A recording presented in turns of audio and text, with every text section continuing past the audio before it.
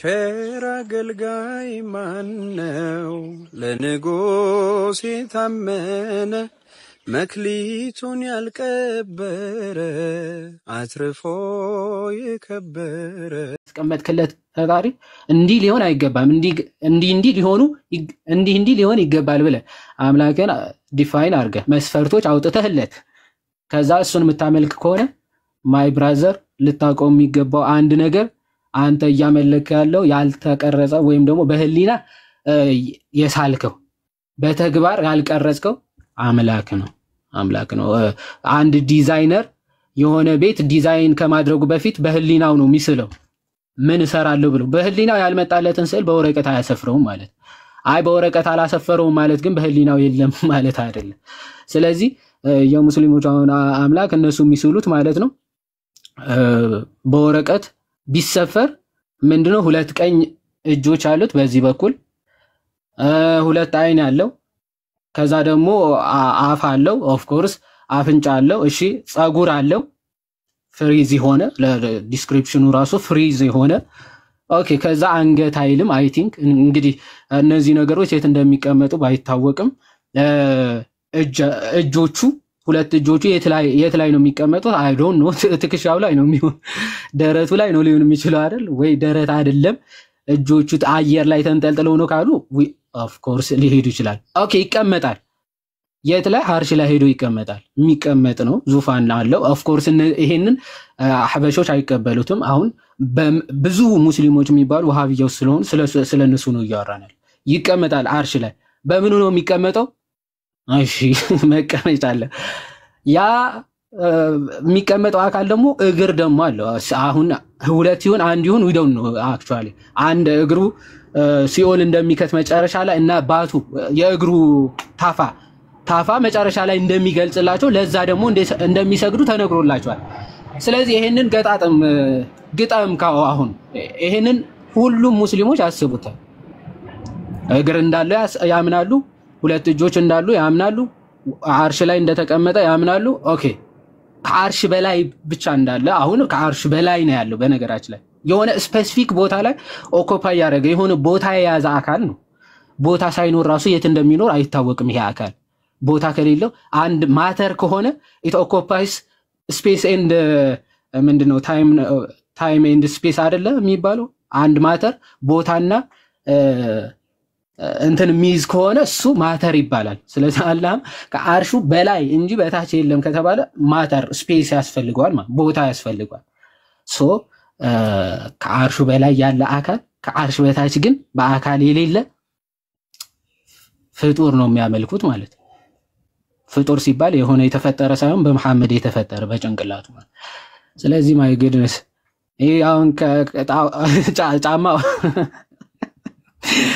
ጫማ ገዛለታለሁ እሺ ዊልስን ልብስ ግን አለው በነገራችን ላይ ልብስ አለው ልብስ አያስፈልገውም ልብስ የሆነ አንዲት ማህፀን ልብሱ እንደዚህ ጎትታው ልቀቂ ምናምን ብሎ ሲከራከራት እንመለከታለን ኢብን ከሲር ልብሱን ያዘችውና አንዲት የሆነች ማህፀን አለቅህ ማለችው ልቀቂኝ አለቅህ በላ ልብስ አለው እንግዲህ ጫማ ነው የሌለው ጫማ ሰብሰብ ብለን እንገዛለን እየቀለድን አለ ሙስሊም ወንድሞቻችን አይ ጫማ አለው ካላችሁ ልታሳዩ ይችላል ልብስ እንዳለው እናውቃለን እሱ ተጽፋችሁታል ልብስ እንዳለው ጫማ አለው የሚል ሙስሊም ካለ ግን ሊመጣ ይችላል አይ ጫማ የለውም ካላችሁ ግን ሰብሰብ ብለን መግዛት እንችላለን አንችልም እዮባ ማዋጣት ያቅተናል አይ ቲንክ አንድ እግር ነው እስካሁን ያለው በሐዲሳት በቁርአንም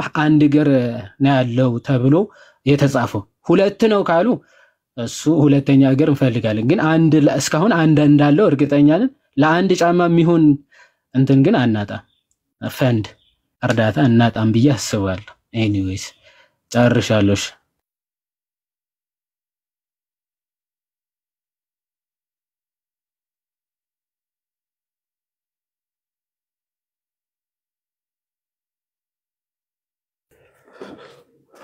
ዮሐዴ ሰማለሁ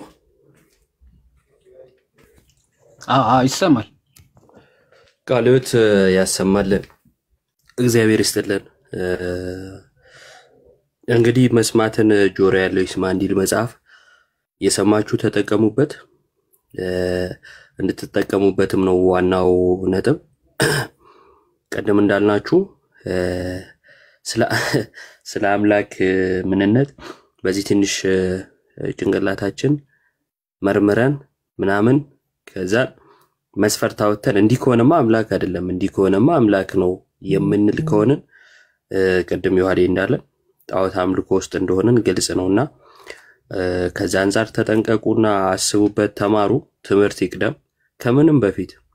ብዙዎቹ ትምህርት ሲጀመር የሚወጡ ለሌላ ለወሬ ለምናምን ሲሆን ደግሞ ግሩፕ ከፍተዋል ዋልታም እንትሚሉ ሰዎች ናቸው በእንደዚህ አይነት ችግር ውስጥ የሚወድቁትና ትምህርት ይቅደም ለማለት ነው።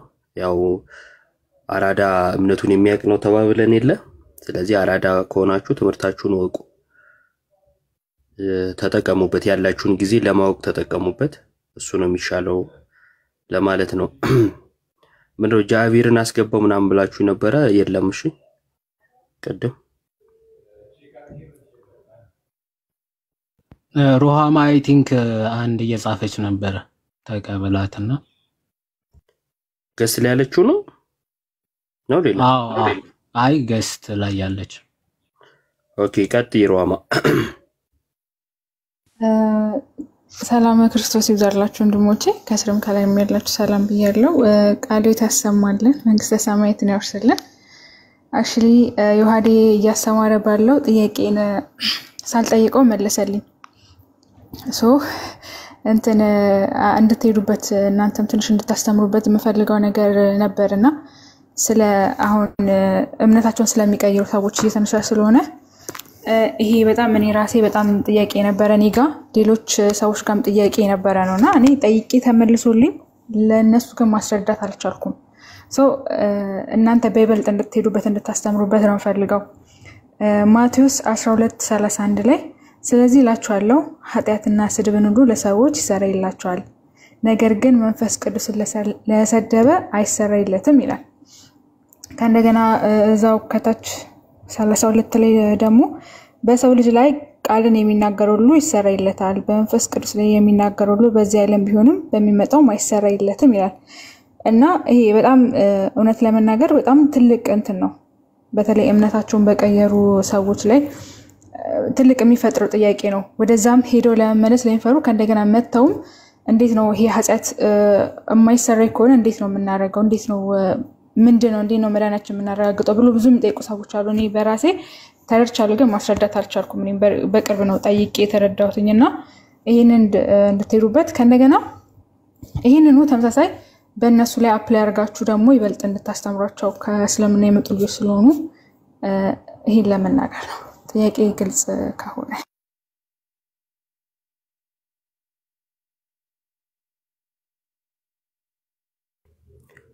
ዮሐዴ ቀጥል። አሪፍ ሀሳብ ነው ታችን። እሺ እዮብ አንድ ይቀጥል። የሆነ አንድ 5 ደቂቃ እንኳን 2 ደቂቃ ቀጥልና መለሰ። እሺ የመጀመሪያው መንፈስ ቅዱስን የሰደበ ኃጢአቱ አይሰረይለትም ብሎ ጌታ ይናገራል። የሰው ልጅ የሰደበ እንኳን ይሰረይለታል ያው በንስሐ ከተመለሰ ብሎ፣ መንፈስ ቅዱስን የሰደበ ግን አይሰረይለትም ብሎ ጌታ ተናግሯል። እንግዲህ ራሱንም ለመስደብ ማለት ጌታ ኢየሱስ ክርስቶስን ለመስደብ በስጋ መምጣቱ ምክንያት ነው። አንድምታችንም እንደዛ ነው የሚፈታውና በስጋ መጥቷልና ልክ አይሁዶች ተራሳው አድርገው ሲተፉበት እንደነበረው ማለት ነው። በስጋ መምጣቱን አይተው እንደ ደካማ ተፍተውበት ነበር። ሰው ይሄንን በስጋ መምጣቱን አይቶ ስለ ፍቅር የተከፈለ ዋጋም ቢሆን ግን በዛ ምክንያት ሊሰድብ ይችላል። መንፈስ ቅዱስን ግን የሚሰድብበት ምክንያት የለውም። በዋናኝነት ግን ለኃጢአት ስርየት መመለስ ንስሐ መግባት መሰረታዊ ጉዳይ ነው እና ለመመለስ ደግሞ የመንፈስ ቅዱስ እገዛ ያስፈልገናል። የልባችን መነሳሳት እንዳለ ሆኖ ልክ የኛ ፈቃደኝነት በመጣ ጊዜ ወደ ንስሐ እንዳናመራ የሚይዙን ብዙ ነገሮች አሉ። የኛን የመመለስ ፍላጎት አይቶ ግን መንፈስ ቅዱስ ያግዘናል። ሰው ግን መንፈስ ቅዱስን ከሰደበ ለንስሐ አይበቃም። ወደ ንስሐ መምጣት አይችልም። ስለዚህ አይሰረይለትም ማለት ነው ኃጢአቱ በዛው በኃጢአቱ ይኖራልና ከዚህ አንፃር መንፈስ ቅዱስን የሰደበ ኃጢአቱ አይሰረይለትም ይላል ማለት ነው። ግን ደግሞ ወደ ሌላ እምነት ሄደው የሚመለሱ ሰዎች የጌታን ቸርነት ማወቅ አለባቸው። የመጀመሪያው ነገር ሲክዱት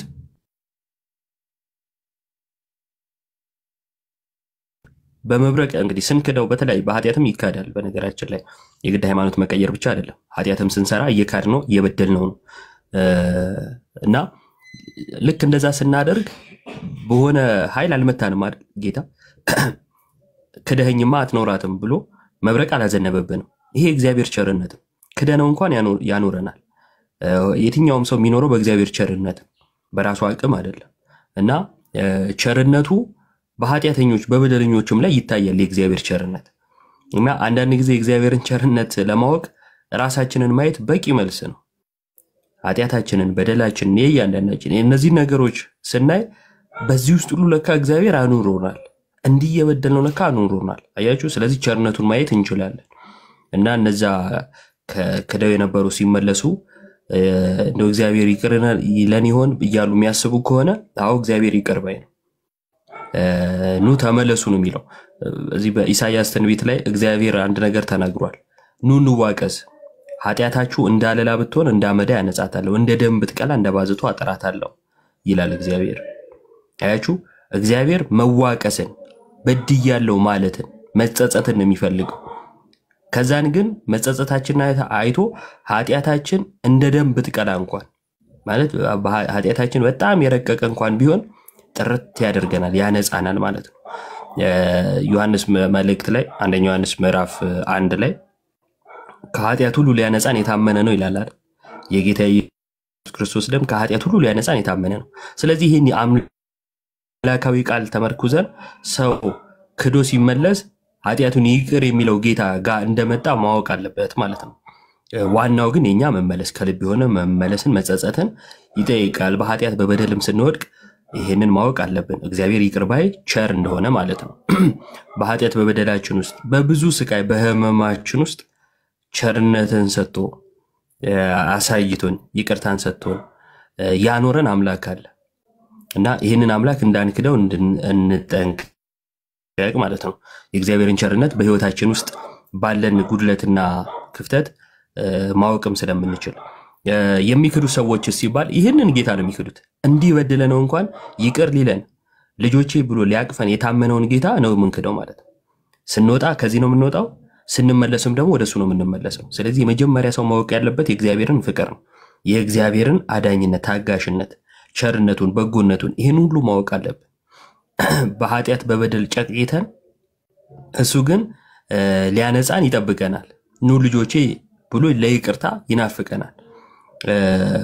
እና መጽሐፍትን አንብበው ሰዎች ወደ ንስሐ እንዲመጡ መጽሐፍትን ሰባኪዎችን ልኮ ወደ ይቅርታ እንዲመጡ ደግሞ አድርጎልናል፣ ልኮልናል። ሐዋርያትን ከሐዋርያት በኋላ የተነሱ አባቶችን የመሳሰሉትን ማለት ነውና እግዚአብሔር በእነዚህ ሁሉ ይጣራል። ኑ ልጆቼ ይቅር ልበላችሁ እያለ። ስለዚህ ቸርነቱን እንወቅ። መንፈስ ቅዱስን የሰደበ የሚለው ከቅድም እንዳልኩት ወደ ንስሐ ለመመለስ እንኳን የመንፈስ ቅዱስ እገዛም ስለሚያስፈልገን ነው። የምትመለሱ ደግሞ ቸርነቱን አስቡ፣ ይቅር ባይነቱን። የምትወጡ ደግሞ የምትክዱት እንደዚህ አይነቱን ጌታ ነውና የምትክዱበት ምክንያት ደግሞ አስቂኝ እንዳይሆን አደራ። እና የምትክዱበት ምክንያት በራሱ ቀደም ይዋሪ በሰፊው ስላብራራው እዛ ውስጥ ባልገባም ግን እንደው ለመካድ እንኳን ትንሽ ዕውቀት ይኖረን እናንብብ። ዝም ብለን እንደ ጋሪ የተነዳን የተጫነውን ሁሉ ይዘን እየዞርን ይሄን ትልቁን ጌታ ባንክድ ጥሩ ነው ለማለት ነው። ዮሐዴ ጨምርበት ከተመለስክ። ቃለ ሕይወት ያሰማልን። ዮባ እግዚአብሔር ይስጥልን። አሪፍ አድርገ መልሰዋል። ይሄ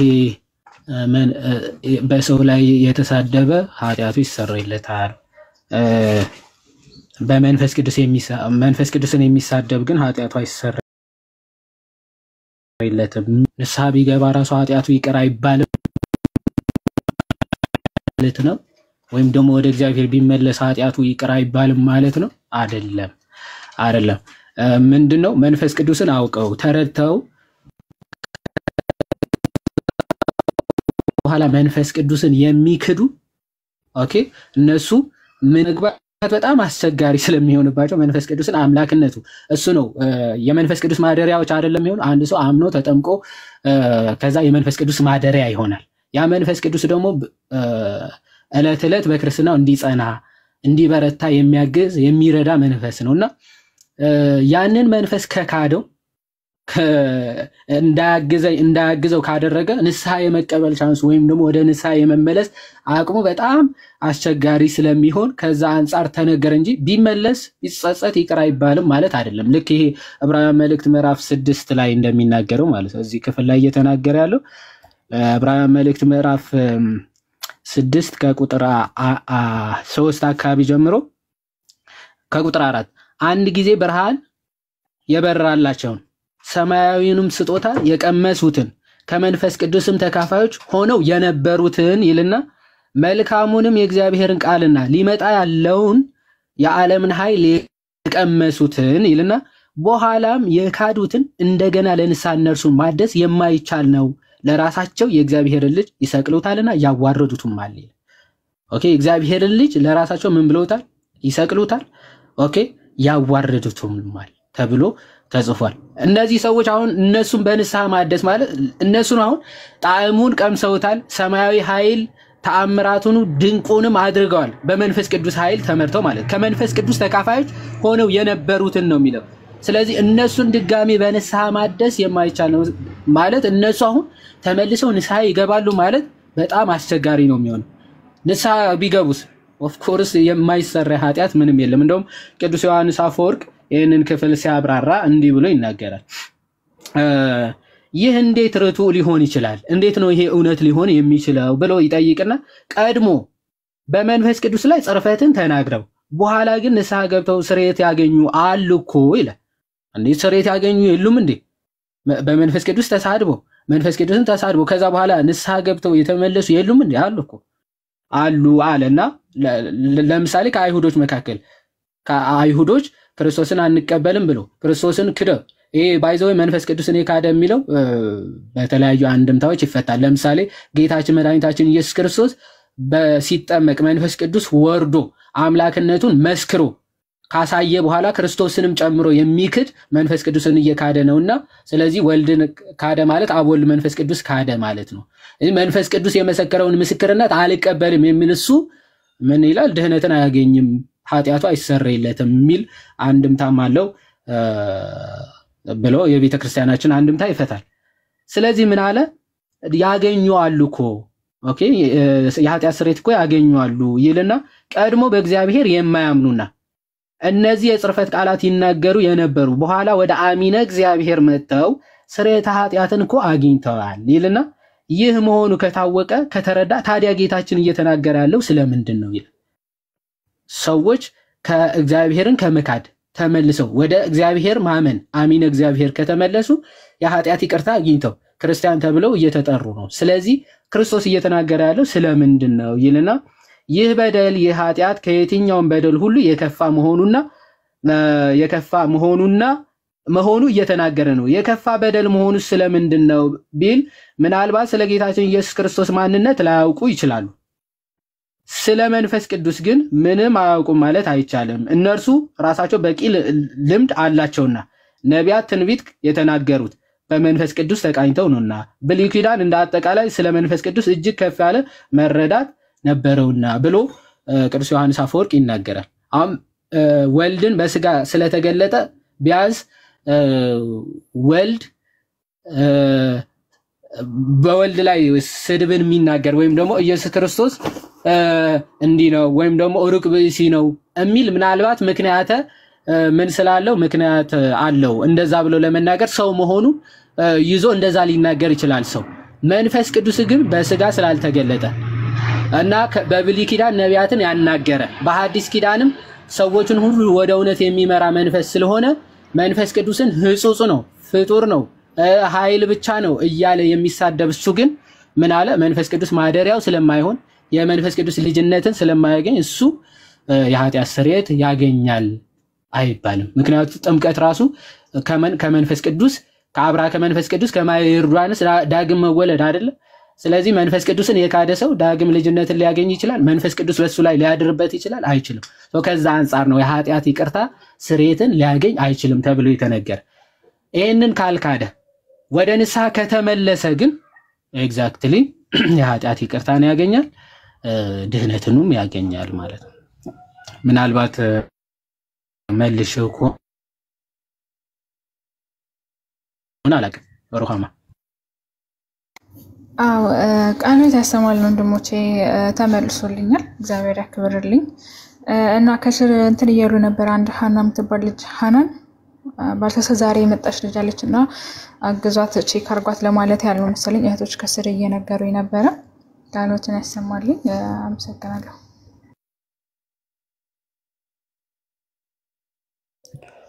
እሺ እናመሰግናለን። እግዚአብሔር ይስጥልን።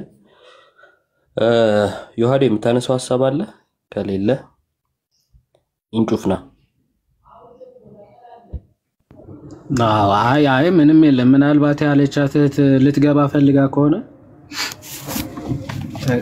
ምትቀበላት ከሆነ እሺ ላኪ።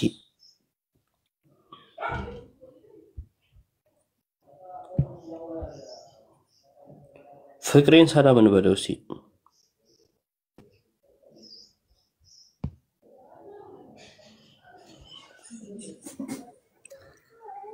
እንዴት ዋላችሁ? ዮሐዴ ማነው እዩ ሁላችሁም ሰላም ብያለሁ።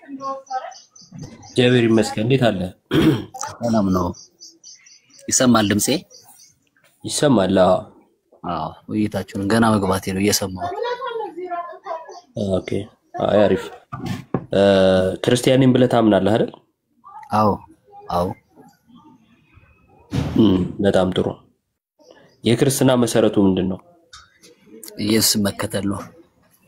በእግዚአብሔር ቃል መኖር ማለት ነው። በብርሃን መመላለስ። በምንድነው የምንከተለው? በቃሉ። ቃሉን የት እናገኘዋለን? መጽሐፍ ቅዱስ ላይ ነው። በምን አወቅ መጽሐፍ ቅዱስ ላይ የእግዚአብሔር ቃል እንዳለ? ቅዱስ ቃሉ ላይ ማለት ነው። በምን አወቅ የእግዚአብሔር ቃል መጽሐፍ ቅዱስ ላይ እንዳለ? የመንፈስ ቅዱስ ምስክርነት አለ እኮ ዮ ቃሉ እኮ መንፈስ ቅዱስ ብሎ በፊደል ብቻ ወደኛ መንፈስ ቅዱስ መስክሮልህ ነው? አዎ ቃሉ ብቻ እኮ ዝም ብሎ በቃል ብቻ ወደ እናንተ አለ ወደኛ እኮ አልመጣም። በብዙ መረዳትና በመንፈስ ቅዱስ ምስክርነት እንጂ።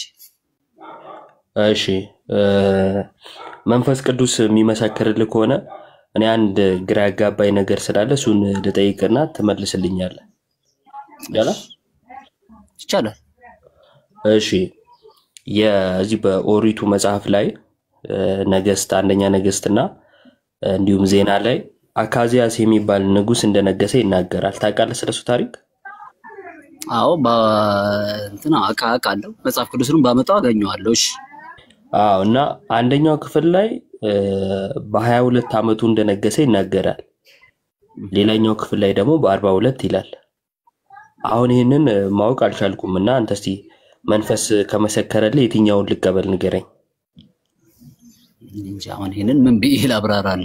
ዮቤ አንተ የትኛውን ተቀበልከው?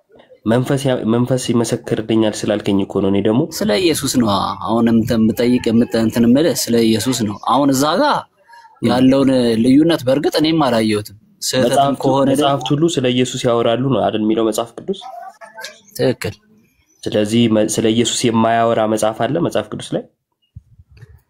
በብሉይ ኪዳን የነበሩት መጽሐፎች በሙሉ በዛ ውስጥ ክርስቶስን ትመለከትባቸዋለህ። ያሉትን የነዳዊትን ታሪክ ስታጠና የብሉይ ኪዳን ነገሮች መጽሐፍት ሁሉ ስለኔ የሚመሰክሩ ናቸው ስላለ ሁሉ ወደ ክርስቶስ የሚጠቁ መብራቶች ናቸው። ታሪኩን አውቀዋለሁ ብለኛል አይደል ቅድም?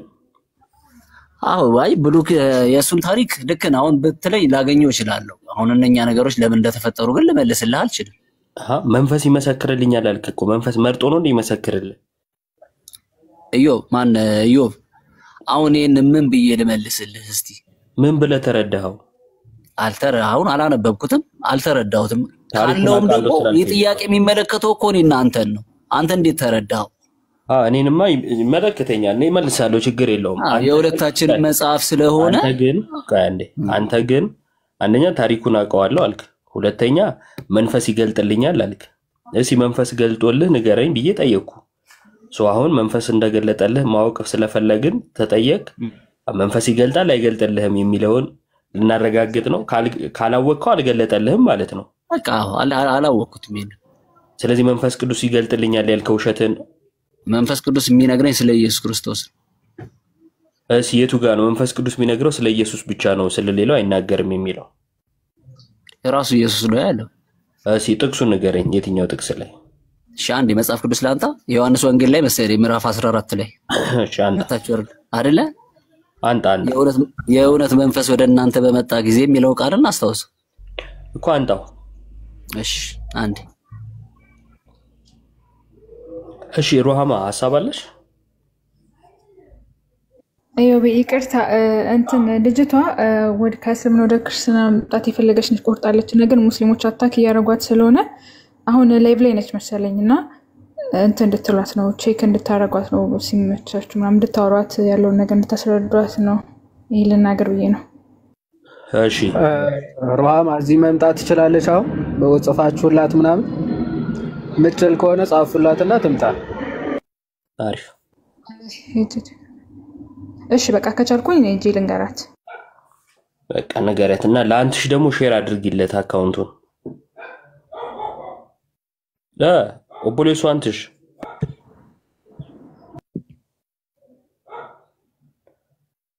የስራ ነው መሰለኝ ወይ እኔ ነው እንደያወራኛለሁ እንዴት ነው አንተሽ ካንተ ውጭ አለ እዚህ ቦታ ምንድነው አንተሽ የሚለውን ስም አልሰማሁትኝም ኦቦሌሱ የሚለውን የሰማሁትና ኦቦሌሱ አይደለም እንዴ ለዛ ነው እኮ አቤት ያልኩት ኦቦሌሱ ምን ቹንም ሰውንም አታታሉ ኦኬ እግዚአብሔር መንፈስ ስለ ክርስቶስ ነው የሚገልጸው እንጂ እንደዚህ አይነት ታሪኮች እኮ አይገልጽም የሚል ደግሞ ሐሳብ አነሳ እስቲ ጥቀስ ከየት አመጣው ሲባል ዮሐንስ ወንጌል ምዕራፍ 14 ሲል መንፈስ ሁሉንም ይገልጻቸዋል አለ ክርስቶስ እሱ የነገርኳቸውንም ጨምሮ ከእኔ ያለውን ወስዶ ሁሉ ደግሞ ይነግራቸዋል አለ ወደ እውነት ሁሉ ደግሞ ይመራቸዋል አለ መንፈስ ቅዱስ ስለዚህ ሁሉንም ይነግራቸዋል ነው ያለው እየመረጠ ይነግራቸዋል አይደለም እና ደግሞ ወደ እውነት ሁሉ ይመራቸዋል ነው የሚለው ከሁለቱ እውነተኛ የትኛው ነው ጥያቄ ሁለተኛ ዜና ወይስ ሁለተኛ ነገሥት ከሁለቱ ትክክለኛው የትኛው ነው መንፈስ ቅዱስ የገለጸልን እውነተኛ የሆነውን የትኛው ነው እሱን ትመልስልናል ኦኬ እንዲሁ በቀላሉ ስለማናልፈው ማለት ነው ከዛ የይሁዳም ተነገረ የመላእክቱም ተነገረ እሱም መልስ የለም አንድ ጥያቄ ልጠይቅ ክርስቶስ ኢየሱስ የተሰቀለው ስንት ሰዓት ነው ፍቅሬ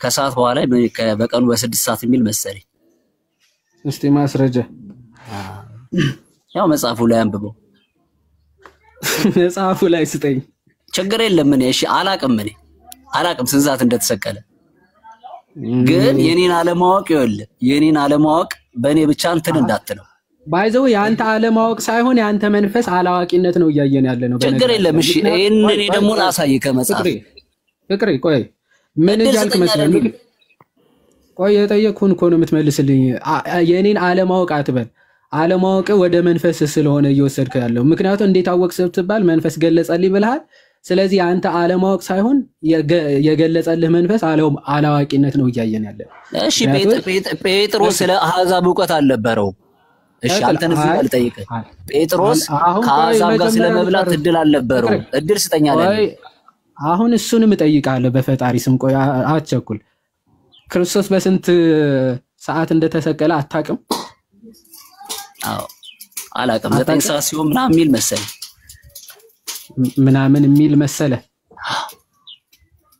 ግን አታውቅም ማለት ነው አዎ ከቀኑ ከ6 ሰዓት ሲሆን 9 ሰዓት ነፍሱ እንደዚህ ይላል ታሪኩ እሺ እንዲህ ይላል ታሳውቀኝ ደግሞ እቀበልሃለሁ ችግር የለም እንደዚህ ነው ብለህ ከኔ ተሻልክ ከሆን ካስተምረኝ ልቀበልህ እኔም ልረዳ አሁን እኮ ይኸውልህ በመረዳዳት መንፈስ ከሆነ ችግር የለውም እኔ በልጣለሁ ስለዚህ ልትረዳ ነው የመጣው እንጂ ልረዳ ነው የመጣው ጥያቄ ልጠይቅ ነው የመጣው ችግር የለም ስለዚህ አሁን አንተ በእምነት እርግጠኛ አይደለህም ማለት ነው። ነኝ፣ በጣም ነኝ። ታዲያ ነኝ ካልክ ያመንክበት እምነት መስክር ስትባል ለምን አላቅም እኔ እንጃ እያልክ ትመልሳለህ? አለማወቅ እኮ በእኔ ያልተጀ ጴጥሮስ አላወቀም እኮ ነበር አልኩ። ከአሕዛብ ጋር ሮሚ መልእክት ምን እንደሚል ታውቃለህ? ሮሚ ስማኛ፣ ጴጥሮስ ለዛውም በራይ እንኳን ከሰማይ እንትን መጥቶለት ይህን አርደ ብላ የሚል መልእክት እንኳን መጥቶለት ከአሕዛብ ጋር ለመተባበር ፈቃደኛ አልነበረም። እነሱ ለመንፈስ ቅዱስ አልነበረም በቀርኔሌዎስ ጊዜ። ከዛ እስከሄደ በኋላ ወንድሞች እንዴት ከአሕዛብ ጋር ትበላለህ ብለው አልጠየቁትም? በእነሱስ ላይ መንፈስ ቅዱስ አልነበረም? ምንድነው እያልክ ያለው? ስለማያውቁት ነገር ቀስ በቀስ እየተረዳ ስለምትሄደው ነገር ነው እያወራለሁ። ከአሕዛብ ጋር የመብላት ዕውቀት ቤተክርስቲያን በመጀመሪያ አልነበራቸውም አይደለም? እኔ ከማን ጋር ትበላለህ ብዬ አልጠየቁም። ሁለተኛ ደግሞ እኔን አይደለም እኮ ስለ ጴጥሮስ ነው እያወራሁልህ ያለሁት። አልተረዳኸኝ። አሁንም ይዋደ እኔን ለመረዳት አልፈለክም አንተ። አንዴ ስማኝ እስኪ ፍቅሬ። እሺ ልስማ። እሺ አንዴ ስማ መጀመሪያ የማይገናኝ ነገር አታገናኝ። ሲጀመር እሺ ቆይ ለምንድን ነው የማይገናኝ? ቆይ አንዴ ስማኛ። ሲጀመር የተጠየቀው አንተ ያንተን ዕውቀት ለመመዘንና ላለመመዘን አይደለም። እንዴት አወቅ ስትባል መንፈስ ቅዱስ እየገለጸልኝ ነው ብለህ ተናገር። ጴጥሮስ መንፈስ ቅዱስ በላዩ ላይ ነበር። ሰውዬ ከአሕዛብ ጋር ዕውቀት ስማ፣ ሚውት አድርግና ስማ። ተደርበህ አትጮህ። እኔ ስትጠየቅ አትመልስም። የሆነ ሲሰጥ ደግሞ ተደርበህ መጮህ ትጀምራለህ። እኔ ምን አይነት ስፒሪት እንዳለባችሁ በጣም ነው የሚገርመኝ። ስትጠየቅ ዕውቀት እንዴት አወቅ ስትባል አንተ ቀጥታ ያገናኘው ከመንፈስ ቅዱስ ጋር ነው። ስለዚህ ከመንፈስ ቅዱስ ጋር ከሆነ የተገናኘው ያንተ ዕውቀት ያ የሚገልጽልህ መንፈስ እንመርምረው ተባልክ። ስትጠየቅ የአላቅም ምዕራፍ ነው የምትቀራው ማለት ነው። ሁሉም አላቅም። ስለዚህ ያንተ መንፈስ አላቂ መንፈስ እንደሆነ አሳየን። ባይዘዌ መንፈስ ቅዱስ ሳይሆን መንፈሱ ራሱ እንድትመረምረው ማለት ነው። አንተ ጋር ያለው መንፈስ ገለጽኩልህ እያለ የሚያታልልህ መንፈስ እንድታውቀው ማለት ነው፣ ምንም እንደማይገልጽልህ። ኦኬ። ወይም ደግሞ እኛን ለማታለል እንደተጠቀምከው ራስህ እንድታስብ እና እዚህ ያለው ሰው እንዲረዳ አደረገ። አለቀ። ከዛ አሁን አንተ ምን ለማድረግ ሞከርክ? ቅዱስ ጴጥሮስ ስለ አሕዛብ የነበረው መረዳት ወይም ደግሞ አሕዛብ ድህነትን መቀበል ይችላሉ ወይስ አይችሉም? ከአሕዛብ ጋር ወይም ደግሞ ይሄ የተከለከሉ አሳማዎች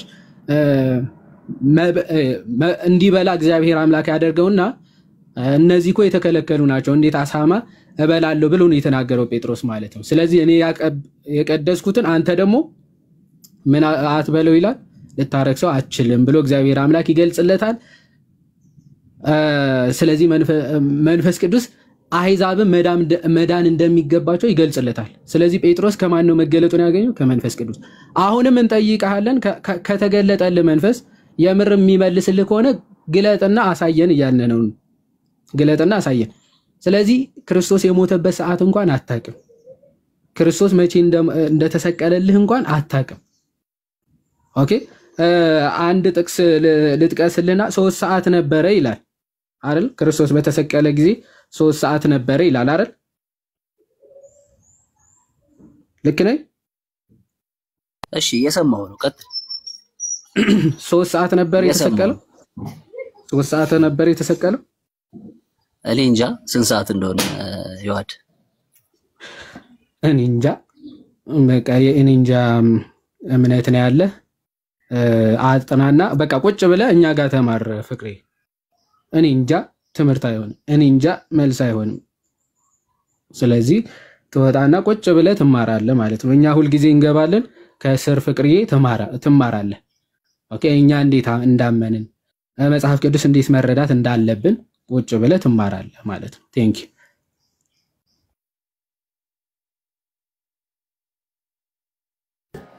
ይሁዴ ለምን አስገባሁት መሰላችሁ?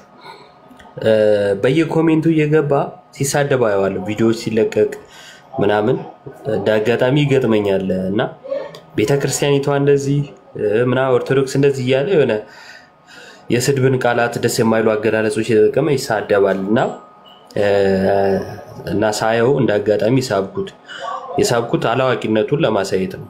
እና አሁን ሶሻል ሚዲያ ላይ በቃ ይመቻል። ማንም እየተነሳ የፈለገውን መናገር፣ ማንም እየተነሳ መሳደብ፣ መጻፍ ይችላል። ጉዳዩ ክርስቲያኖች ፊት ቀርቦ ያወራዋል ወይ ነው። አያችሁ ያላቅም አላቅም ምን በሚል ይዘጋዋል። ሁሉን ነገር አያቅም። አጋጣሚ ሲያገኝ ተሳዳቢ ነው እና ተጠይቅ ሲባል ደግሞ አያቅም።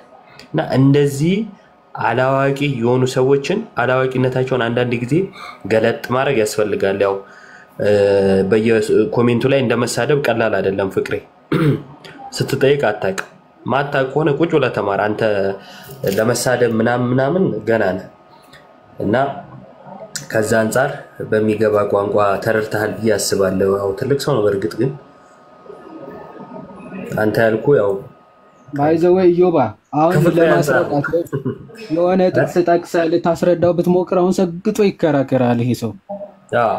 ሰግጦ አሁን ድፍረታቸው የሚገርመኝ ራሳቸውን የሚያነጻጽሩበት አንግል መንፈስ ቅዱስ ተገለጸልኝ አለና ከማን ጋር ለማገናኘት ደግሞ ራሱ በዚህ ጭውቀቱ አንድ ስጠይቀው አላቅም የሚል ሰውዬ ይሮጥና ከሐዋርያ ቅዱስ ጴጥሮስ ጋር ነው ራሱ የሚያነጻጽረው።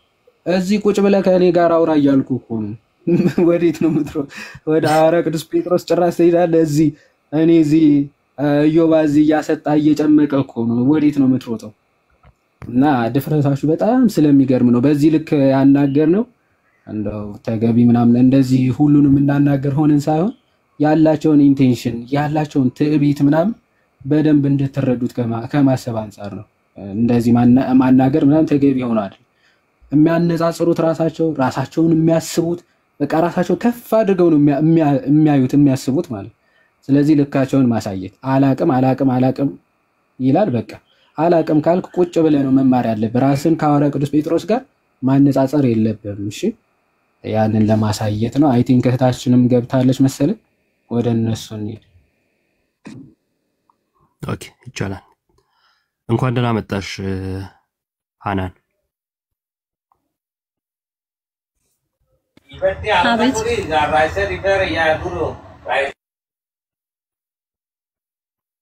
የሚመች ቦታ አይደለችም መሰለኝ።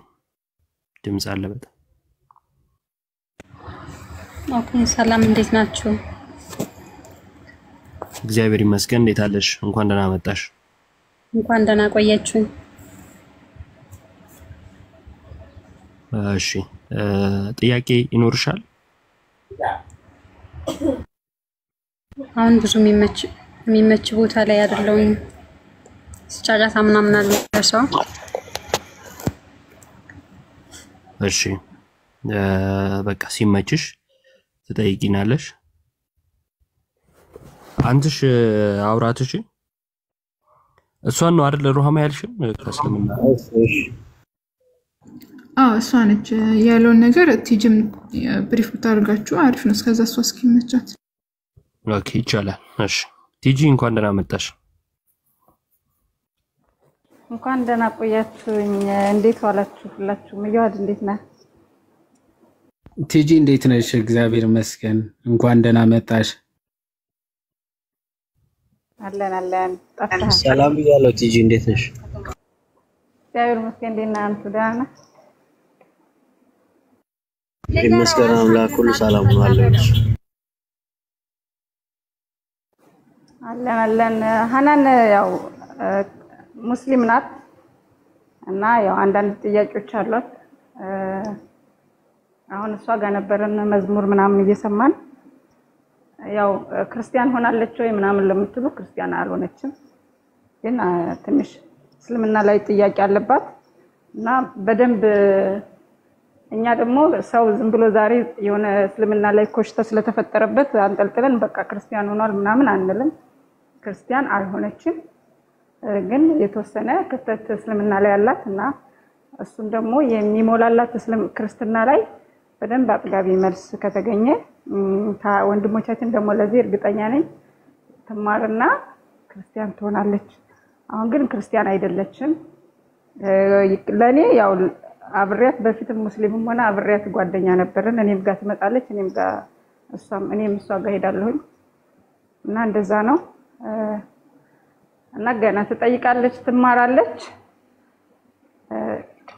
ከተመለሰላት እስልምና ላይ ያሉባት ክፍተቶች ክርስትና ላይ ከሞላላት ያ ወደ ክርስትና ትመጣለች። አሁን በፍጹም ክርስቲያን አልሆነችም። ፎሎ አድርጓት እምላችሁ በፊትም ፎሎ አስደርጋታለሁ። ልብስ ምናምን ትሸጣለች። ለዛ ነው እንጂ ክርስቲያን ስለሆነች ምናምን አይደለም። እና አሁን ስራ ቦታ ናት። ከስራ በወጣች ጊዜ እና ደግሞ በውስጥ በቴሌግራም ምናምን ትማራለች።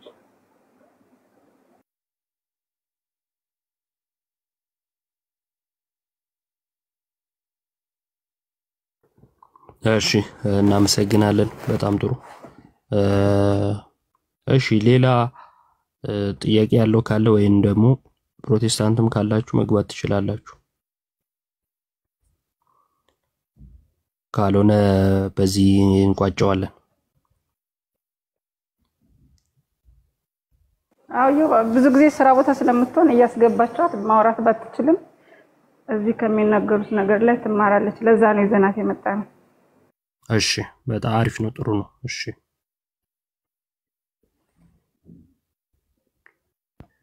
አሪፍ ነው እህታችን ሀናን፣ በርቺ፣ እግዚአብሔር ደግሞ ይርዳሽ። ያው የኛ ጋር ዝም ብለህ እንትን ክርስትና ዝም ብለህ ሳታውቀው ሳትረዳው ሳታምንበት እንዲሁ ዝም ብለህ በቃላት ብቻ የምትቀበለው ሳይሆን ህይወት ስለሆነ ኦኬ፣ ትምህርቱ ገብቶሽ ትምህርቱን ተረተሽ አመኛለሁ አሳምኖኛል ብለሽ ባመንሽና በተቀበልሽ ሰዓት የዛኔ ነው ክርስትናውን ወይም ደግሞ ክርስቲያን የምትሆኙ ክርስቲያንም የምትባዩ። ይሄ ጣት አውጥቶ ምናምን የሆኑ ቃላቶች በመናገር ምናምን አይደለም፣ ህይወት ስለሆነ ማለት ህይወት ከቃላት በላይ ስለሆነ የሚኖርም ስለሆነ ማለት ነው። ከዛ አንፃር ሌሎች ቦታ ቢሆን ባይዘው እስካሁን ምናምን እምነታቸው ምናምን ሳያሳውቁ ኦልሬዲ አጣድፈው ምናምን ማስያዝ ይችሉ ነበረ ወይም ደግሞ ምናምን። ክርስትና ግን የቀልድ እንደውም ዝም ብሎ ከሆነ ቦታ አውጥቶ የሆነ ቦታ መክተት ምናምን አይደለም፣ የሚኖር ነው። እና ደግሞ ተስፋ የሚደረግ የዘላለም ህይወት የሚባል ነገር አለ። እና ደግሞ የተከፈለልህን ዋጋ አውቆ መረዳትና መቀበል የሚባል ደግሞ ነገር አለ። እሱን ሁሉ አምነህ ስትቀበል ነው ክርስቲያን የምትሆነው እንጂ የሆነ እምነት ስህተት እንደሆነ ሲገባህ አይደለም የምትቀበለው ክርስትና። የሆነ ቤተ እምነት ስህተት መሆኑ አወቅ በቃ ከዛ አሁን ክርስቲያን ሁን አይደለም ይባላል። ይሄ ክርስትና ደግሞ ያለው እውነት ያለው አስተምሮ ይሄ ነው። እሱን ወቅ ተረዳ፣ ተቀበል፣ ለራስም ለቤተሰቦችም ድህነትን ታገኛለህ ተብሎ ነው የሚነገረውና ከዛ አንፃር በደንብ ተማሪ እና እኛም ቤት በከፈትን ቁጥር እየገባሽ ትምህርቶችን ትማሪያለሽ እና ጥያቄዎች ካሉሽ ደግሞ ትጠይቂያለሽ። በውስጥም አንተሽ በጣም ጎበዝ ነው በዚህ አይነት ነገር ፎሎ ማድረግ መከታተል፣ ወንድሞች እህቶች በጣም ጎበዝ ነው እሱም ይከታተልሻል ምናምን እና እግዚአብሔር ደግሞ ይረዳሻል። የቅዱሳን አምላክ እሱ ደግሞ ይረዳሻል፣ ፍጻሜሽን ደግሞ ያሳምርልሽ። እሱ ነው ልንል የምንችለው። ሁላችሁም በጸሎት አስቧት እህታችን ሀናን እግዚአብሔር እንዲረዳት እንዲያግዛት ወደ እውነት ሁሉ እንዲመራት ደግሞ በጸሎት አግዟት። አንቺም በጸሎት በርቺ፣ እውነቱን ሁሉ እንዲያሳውቅሽ ወደ እውነት ሁሉ እንዲመራሽ በጸሎት ጠይቂ በንጹህ ልብ፣ እሱ ደግሞ ይመራሻል ለማለት ነው። ሀናን ልታወሪ ነበር፣ ማይክ ከፍተሽ ነው። አመሰግናለሁ። አሜን። ግን አሁን ላይ ቅድም ሰው ጋር ነበርኩኝ ጥያቄ የምጠይቃችሁ፣ ለምሳሌ ኢየሱስ ክርስቶስ ቃል ነበር የሚለው በስጋ ከመምጣቱ በፊት የሚለው እሱ ላይ ብታስረዱኝ።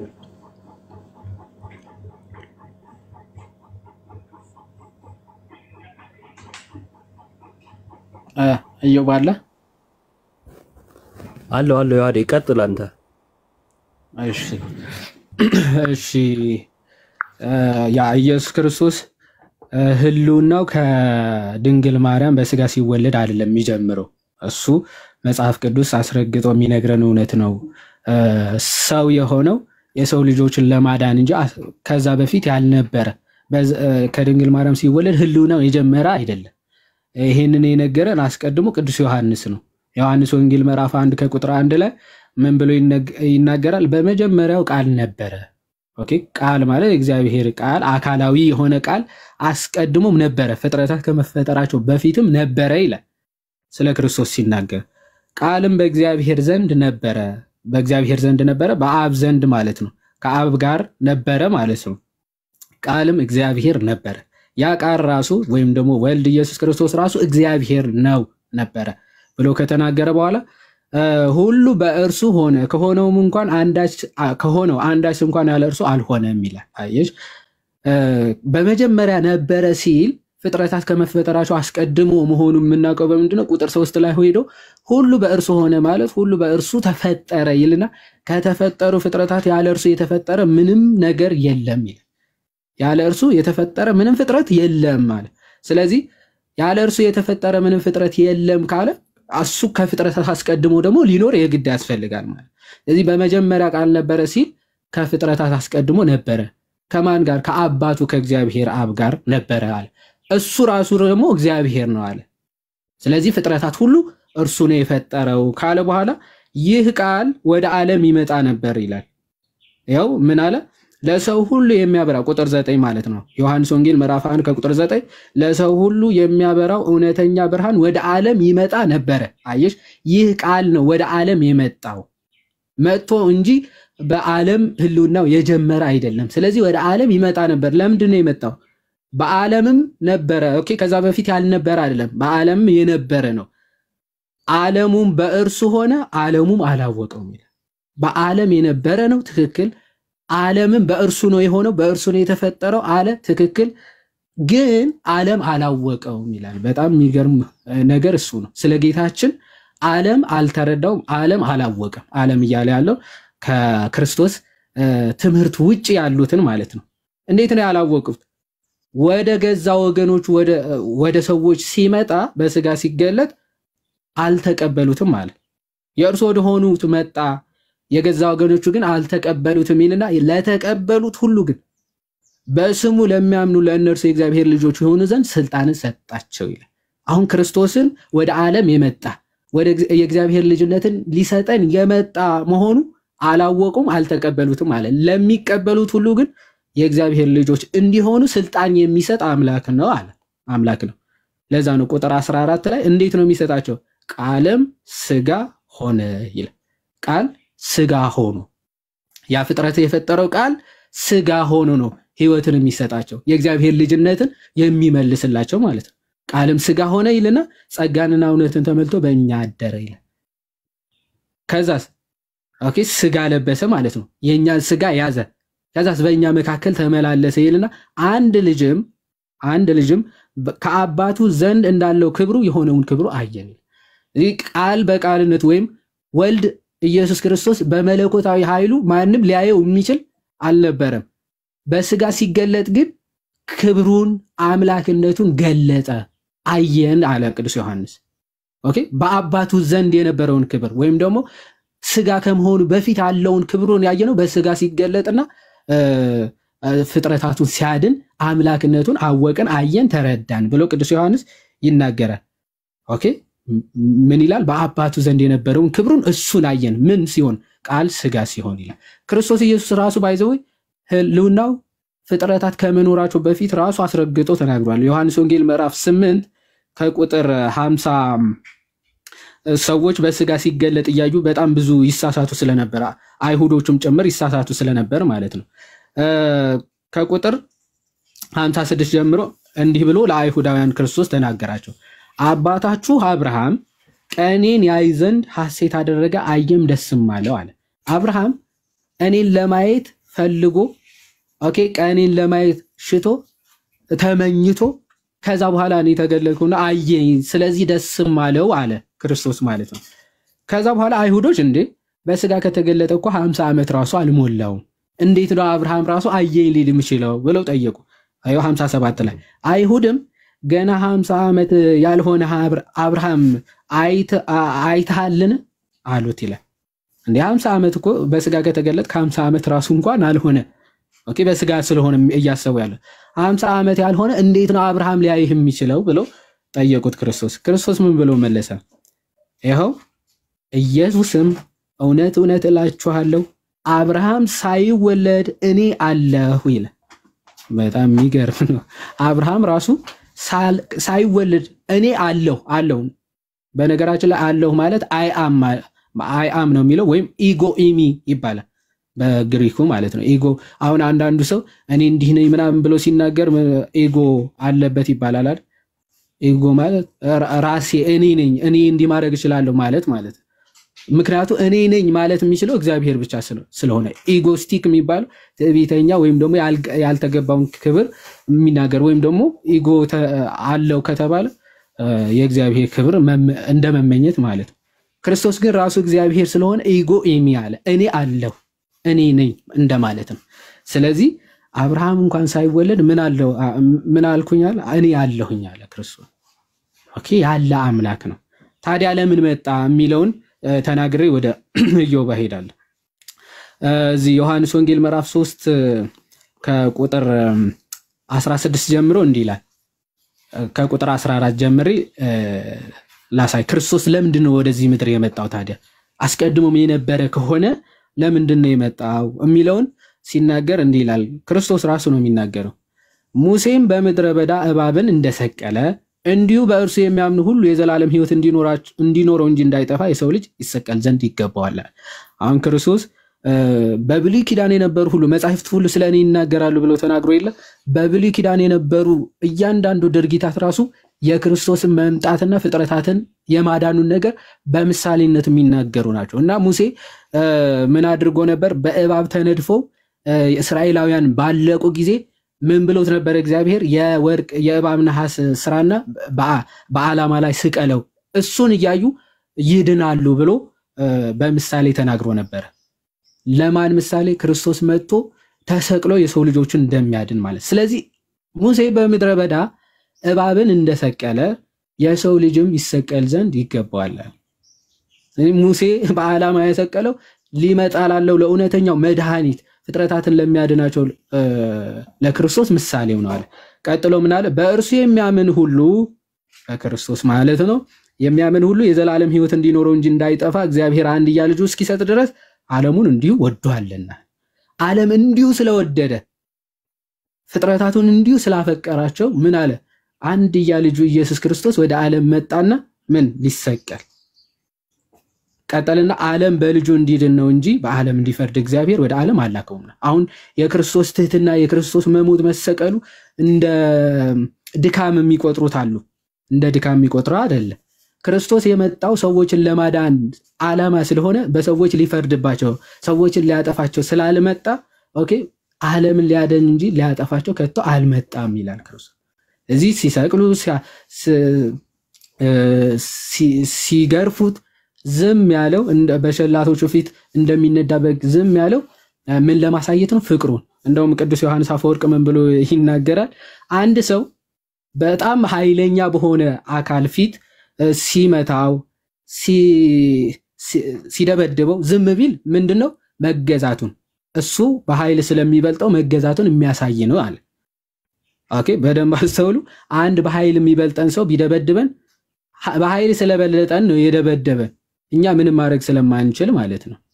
ይሄ መገዛት ይባላል እንጂ ፍቅርን አያሳይም ማለት ነው።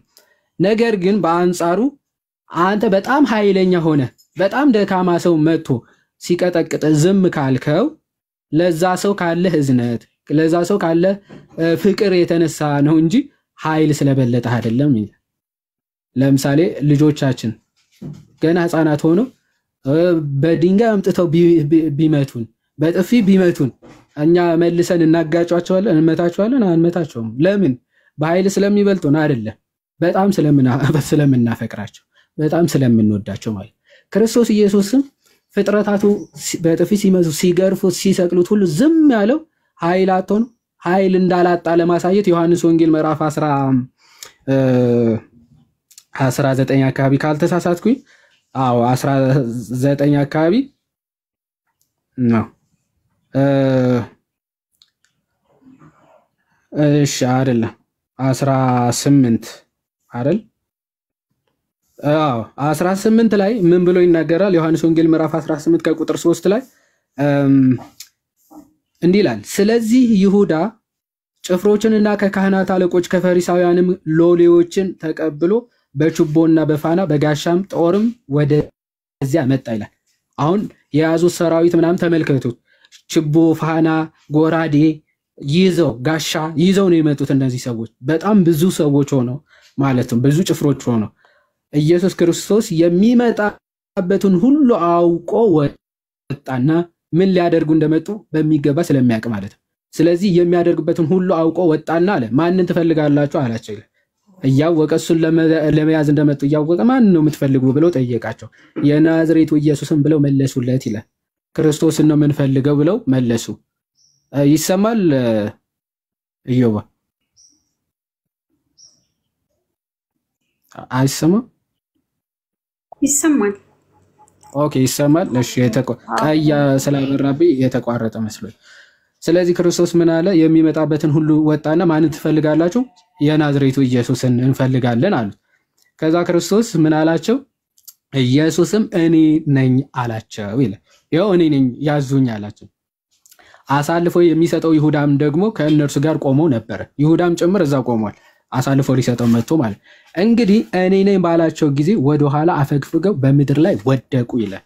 ይህን ያክል ኃያል አምላክ ነው። ኃይሉ ሊያሳያቸው ኦኬ ቢፈልግ ሁሉንም ሊያጠፋቸው እንደሚችል አሳያቸው። ሁሉም እኔ ነኝ ኑ ያዙኝ ሲላቸው ወደኋላቸው ወደቁ ይላል። እኔ ነኝ ሲል የሚጥል ጌታ ነው። በነገራችን ላይ ሲገርፉት የነበረ እኔ ነኝ ሲል ወደኋላቸው ሁሉም አፈግፍገው የሚወድቁ ናቸው። የያዙት ጋሻ አላስጣላቸው፣ ጎራዴው አላስጣላቸው፣ ችቦ አላስጣላቸው፣ ይሁዳም አላስጣላቸው። ፎርዛት ማተር ማለት ቢፈልግ ፍጥረታትን በእስትንፋሱ ሊያጠፋ የሚችል በንግግሩ ሊያጠፋት የሚችል ዓለም ሊገለብጥ የሚችል ጌታ ነው። ወደቁ ይልና ደግሞ ማንን ትፈልጋላችሁ ብለው ጠየቃቸው። የሚገርም ጌታ እኮ ነው ያስነሳቸውና ማንን ነው የምትፈልጉት ይላቸዋል። የናዝሬቱን ኢየሱስም አሉት። ኢየሱስም መልሶ እኔ ነኝ አልኳችሁ። እንግዲህ እኔን ትፈልጉ እንደሆነ ሆናችሁ እነዚህን ሂዱ ተዋቸው አለ። ሐዋርያቶችን ግን አትያዛቸው፣ ይኸው እኔ ያዙኝ ብሎ ራሱን እጁን አሳልፎ ይሰጣቸዋል። ስለዚህ ክርስቶስ ከፍጥረታት በፊት የነበረ ፍጥረታትን የፈጠረ ፈጥሮ ግን ትእዛዙን ስላልጠበቁ ሽረው ወደ ሞት መጡ። ክርስቶስ ኢየሱስ ልክ በተፈጠሩባት ዕለት በዕለተ ዓርብ ድጋሜ አዲስ ፍጥረት አድርጎ ሊፈጥራቸው በዕለተ ዓርብ በተፈጠሩባት ምሽት ምን አደረገ? ዳግም የሰው ልጆችን ወደ ነበሩበት ተፈጥሮ ሊመልሳቸው በዕለተ ዓርብ ተሰቀለ። የሰው ልጆቹንም ምን አላቸው? አዳናቸው ማለት ነው። አዳናቸው። ከዚህ አንጻር ነው የሚታየው ማለት ነው። ቀዳማዊነቱ በራእይም ሲናገር እኔ የዳዊት ስርም ዘርም ነኝ ይላል። የዳዊት ስር ነኝ ሲል ምን ማለት ነው? ስር የአትክልቶች መገኛ እንደሆነ ሁሉ የፍጥረታት የዳዊት ማስገኙ እኔ ነኝ አለ። ደግሞም የዳዊት ዘር ነኝ አለ። በኋላ ደግሞ በስጋ ሲመጣ ከዳዊት ዘር መጥቷልና ማለት። ስለዚህ የዳዊት አስገኙም ከዛ ደግሞ በስጋ ደግሞ ከዳዊት ዘር የመጣ ክርስቶስ ኢየሱስ እሱ ነው ለማለት ነው። እግዚአብሔር ይስጥልኝ። ምናልባት ተሰምቼ ከሆነ አላቅም፣ ካልሆነም እንግዲህ ኢዮብ ቀጥል ነው። ይሰማል። ሐሳብህም ግልጽ ነው። እኔ ይህን ጥያቄ የመጀመሪያ ጥያቄ ስጠይቀው አይደለም፣ ምክንያቱም እምነት ማለት ህይወት ነው፣ ቀልድ ሳይሆን አንድ ሰው ከሌላ እምነት እንትን ሲል በደንብ ፈትሾ ጠይቆ መሆን አለበት። ይህ ጥያቄ ለተደጋጋሚ ብዙ ሰው ጠይቄ ያለውን ግልጽ ነው። ስለዚህ ኢየሱስ ክርስቶስን አምላክ ነው ብዬ መሰክሬ ኢየሱስን አመልካለሁ።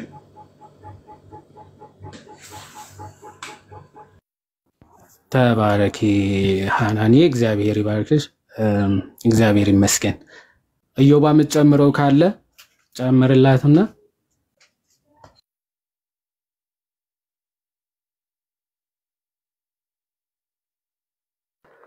እሺ እሰማለሁ።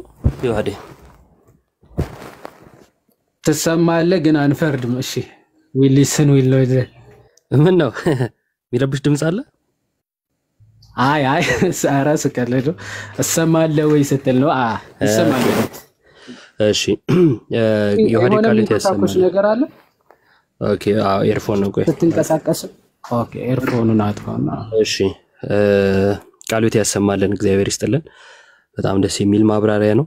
እህታችንም እግዚአብሔር ይስጥልን ቃል ህይወትን ያሰማን። የህይወትን ቃል ያሰማን ማለት ጌታ ለፍርድ ሲመጣ ከእርሱ ጋር ያደርገን ዘንድ እናንተ የአባቴ ብሩካን ብሎ ወደ ዘላለም ህይወት የሚጠራበት ያ ቃልን ነውና ክርስቲያኖችኛ ያንን ቃል ስሙ እያልን እርስ በርስ እንመራረቃለን ማለት ነው። እንግዲህ ስለ ጌታ ስለ ኢየሱስ ክርስቶስ ዮሐዴ ብዙ ነገሮችን ከቀዳማይነቱ እስከ ሰው መሆኑ ምክንያት ድረስ አብራርቶልናልና በዚህ ውስጥ የእግዚአብሔርን ፍቅር ተመለከትን። ቀን ፈራጅ ነው ስንል ፍርዱን አልተወም፣ ፍርዱን እሱ ተሸከመ። አዳኝ ነው ቸር ነው ስንል ደግሞ ስለኛ ህይወቱን ሰጠ እና ዮሐንስ በወንጌሉ ላይ ይጽፋል ከዚህ የሚበልጥ ፍቅር ለማንም የለም ነፍሱን ለወዳጆቹ አሳልፎ ከመስጠት በቀር ይላል። ይህን ያደረገ ኢየሱስ ክርስቶስ ብቻ ነው እና የኢየሱስ ክርስቶስን አምላክነት ሐዋርያቱ ነግረውናል፣ ራሱ ጌታም ነግሮናል። ለምሳሌ አይሁድ ሊወግሩት ድንጋይ ይዘው ይፈልጉት ነበር እና በዚህ በምዕራፍ ዮሐንስ ወንጌል ምዕራፍ 5 ላይ ዮሐንስ ለምንድን ነው እሱ አይሁድ ሊወግሩት የነበረው የሚለውን ሲነግረን እንዲህ አለ። ሰንበትን ስለሻረ ብቻ አይደለም ይልቁኑ ራሱን ከእግዚአብሔር ጋር አስተካክሎ እግዚአብሔር አባቴ ነው ስላለ ስለዚህ ሊወግሩት ድንጋይ ይፈልጉ ነበር። አያችሁ ለመውገር የፈለጉት ለምንድን ነው? ራሱን ከአብ ጋር ያስተካክል ነበር በሚል ነው። አይሁድ ተረድተውታል፣ ግን ሊቀበሉት አልፈለጉም። ሐዋርያቱ ግን እውነቱን ነግረውናል። ከአባቶች በስጋ መጣ ሮሜ ምዕራፍ 9 ቁጥር 5 ላይ ከአባቶች በስጋ መጣ እርሱም ከሁሉ በላይ የተባረከ አምላክ ነው አሜን ይላል። በቀጥታ ጌታ ያገኘው ድንቁ ሐዋርያ ይሄን ብሎናል። ዮሐንስ በመልእክቱ ላይ አንደኛ ዮሐንስ ምዕራፍ 5 ቁጥር 20 ላይ የእግዚአብሔር ልጅ እንደመጣ እውነተኛ የሆነውን እናውቅ ዘንድ ልቦና እንደሰጠን እናውቃለን፣ እውነተኛ በሆነው በእርሱ አለን ካለ በኋላ እርሱም ልጁ ኢየሱስ ክርስቶስ ነው አለ። እርሱ እውነተኛ አምላክና የዘላለም ሕይወት ነው። ይሄው ሐዋርያቱ የኢየሱስ ክርስቶስን አምላክነት ነግረውናል ማለት ነውና ይሄን እናምናለን። ይሄን ማመን ምን ይጠቅመናል ከተባለ ሕይወት እናገኝበታለን። አምላክን በማመን አምላክ መኖሩን ብቻ አይደለም እናምነው፣ ስለኛ ያደረገውን ሁሉ እናምናለን። ስለዚህም በዚህ እንድናለን። ዮሐንስ ወንጌል ምዕራፍ 3 ላይ ከቁጥር 13 ጀምሮ ስንመለከት በሰማይ የነበረ በሰማይም በምድርም የመላ መሆኑን ይነግረናል። ከሰማይ ከወረደው በቀር ወደ ሰማይ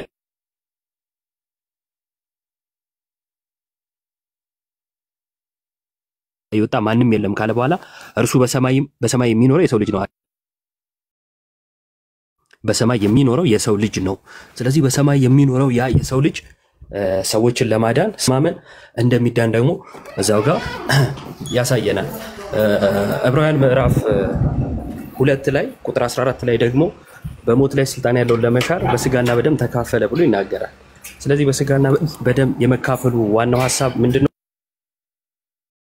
እሱ በሞት ላይ ስልጣን ያለውን ለመሻር አለ። አያችሁ በሞት ላይ ስልጣን ያለውን ለመሻር ሰው ሆኗል ካለ ሰው መሆኑ ለእርሱ መሸነፍ፣ ደካማነት፣ አለመቻል ተብሎ አይደለም የሚተረጎመው። ለሰው ያለውን ፍቅር ለማሳየት ነው፣ ቅን ፈራጅነቱን ለማሳየት ነው። ይሄንን ከመጀመሪያው ክፍለ ዘመን ጀምሮ የነበሩ አባቶች ሲያምኑት ኖረዋል። ይሄንን እናምናለን። በኋላ ላይ የተነሳ አይደለም። በኋላ ተነስቶ ሰዎች ተሰብስበው እሱ አምላክ ነው እንበለው ብለው ያደረጉት አይደለም ማለት ነው። ለምሳሌ ከክርስትና መነሳት በኋላ የመጡ ሰዎች ተነስተው እሱ እኮ እንዲህ ነው ብለው ቢሉ ከዛ በፊት ነበሩ የሚል ጥያቄ ይጠይቃሉ ማለት ነው። ከዛ በፊት ይታወቃል ወይ የናንተ ሐሳብ የሚል መሰረታዊ ጥያቄን እንጠይቃለን ማለት ነው። ከዛ አንፃር ክርስትና በጌታ የተመሰረተ የምንድንበት የምንኖርበት ደግሞ በአባቱ መንግስት ዘላለማዊ የሆነን ህይወት አግኝተን ከአምላካችን ጋር እያመለክን የምንኖርበት ህይወት ነው ማለት ነውና ይህን ህይወት ማግኘት ቀላል ነገር አይደለም። ደስ የሚል ነገር ተናግረሻል። ዝም ብሎ ነገር አይደለም። በደንብ አጥንተን አውቀን የምንገባበት ህይወት መሆን አለበት እና ዝም ብሎ ሃይማኖት የመቀየር የጫወታ አይነት አይደለም የሚለው በጣም ቆንጆ ሐሳብ ነው እና በርቺ፣ እግዚአብሔር ካንቺ ጋር ይሁን። በሚመች ሰዓት ማንኛውንም ጥያቄ መተሽ መጠየቅ ትችያለሽ እህታችን። አመሰግናለሁ።